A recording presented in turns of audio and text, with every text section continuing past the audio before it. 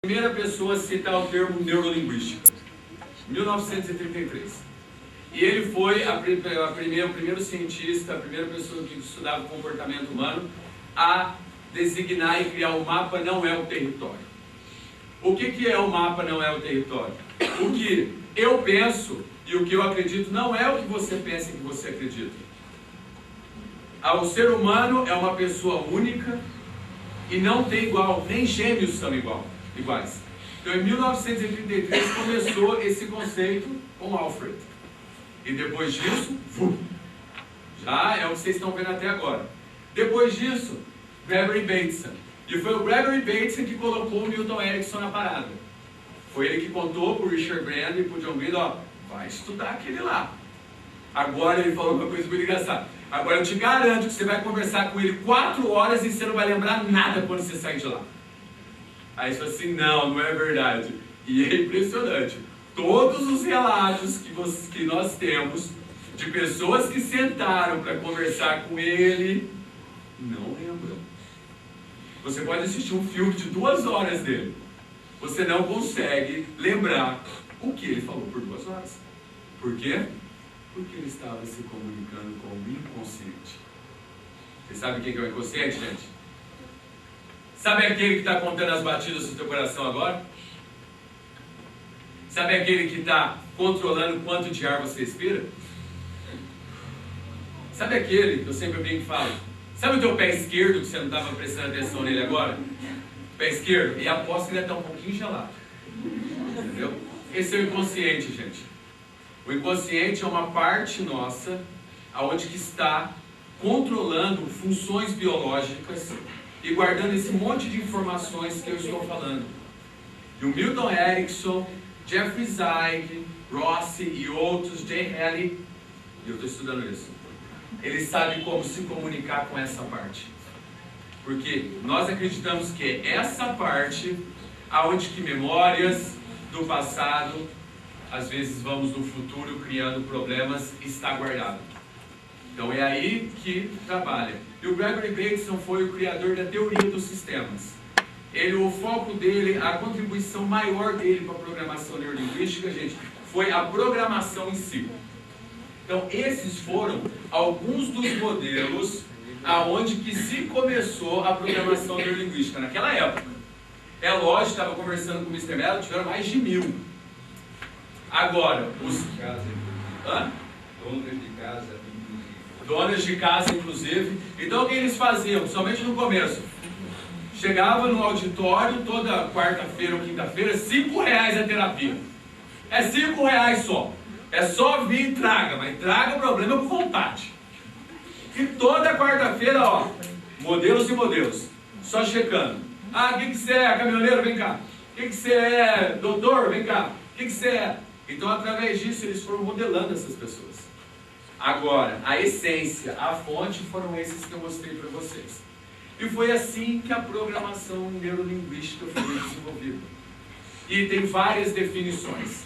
Principalmente o que você acredita é o que é programação neurolinguística. E a programação neurolinguística é o quê? É o estudo da subjetividade. O que é a subjetividade, gente? É o que eu vou estar falando para vocês daqui a pouco. A subjetividade é o que você pensa aqui, não o que você vê aqui.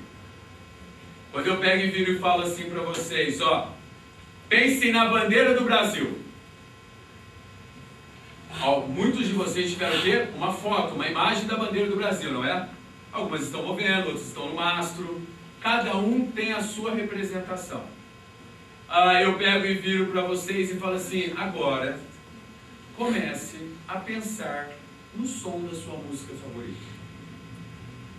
Vai buscar aquela música que quando você escuta ela, você se sente bem. Ela pode vir rápido, ela pode demorar um pouquinho, mas todos temos uma música favorita. Às vezes estamos simplesmente conversando e de repente vem aquela música lá de trás, lá do fundo. É essa música, e na hora que a gente vai fazer, a gente vai lembrar onde a gente estava. Então essa é a subjetividade. E a subjetividade é quando você fecha os olhos e o cérebro faz assim, Esse é o estudo da subjetividade. E o que acontece? A maioria, eu não sei vocês, mas o que eu penso exerce um poder muito forte de como eu sinto. Vocês concordam com isso?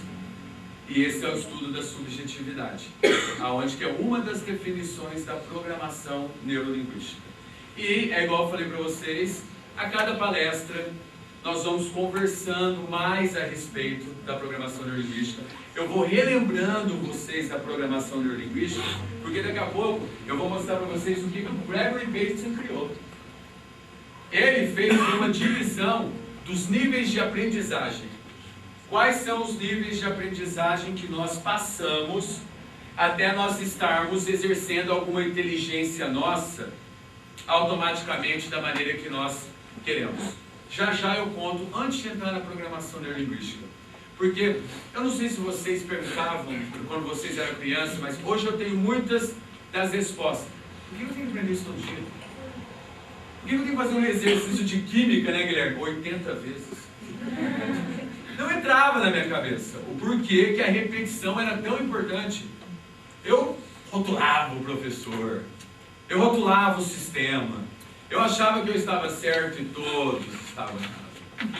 E hoje eu cheguei perto de algumas explicações para o que eu pensava quando eu era criança. E se os meus professores tivessem me contado, eu acho que eu teria prestado mais atenção. Só que na minha realidade não existia isso. E já já eu vou colocar os números para vocês. Gregory Bateson que inventou. Aqui, manda mais um. E atualmente nós temos o Robert Dilts.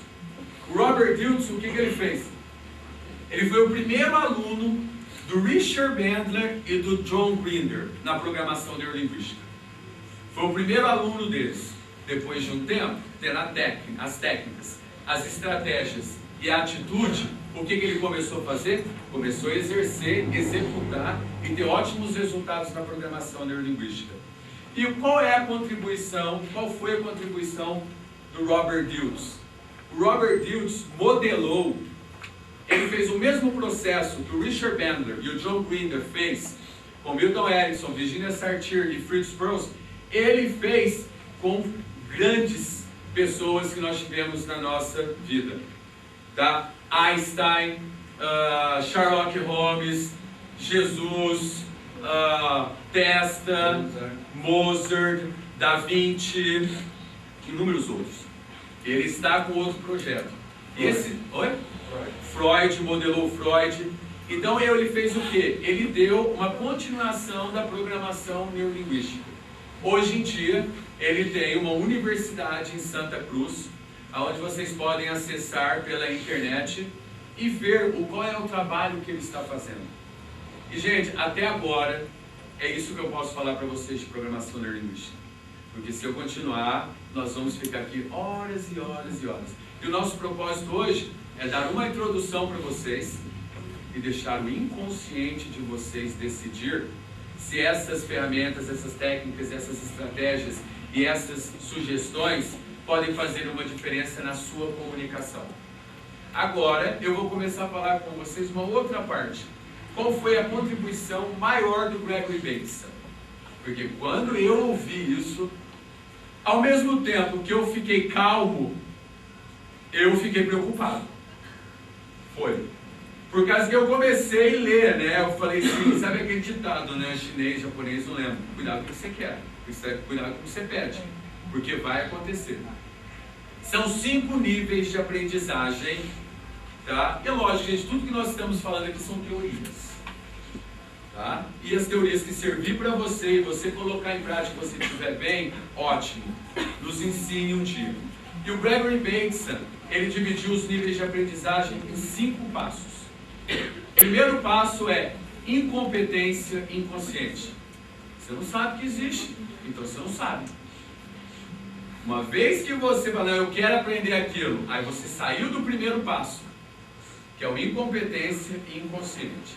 E por que eu falo isso? Só dando um exemplo para vocês. Porque muitas das coisas que eu estou falando aqui, quem já esteve na palestra 1 e 2, escutou.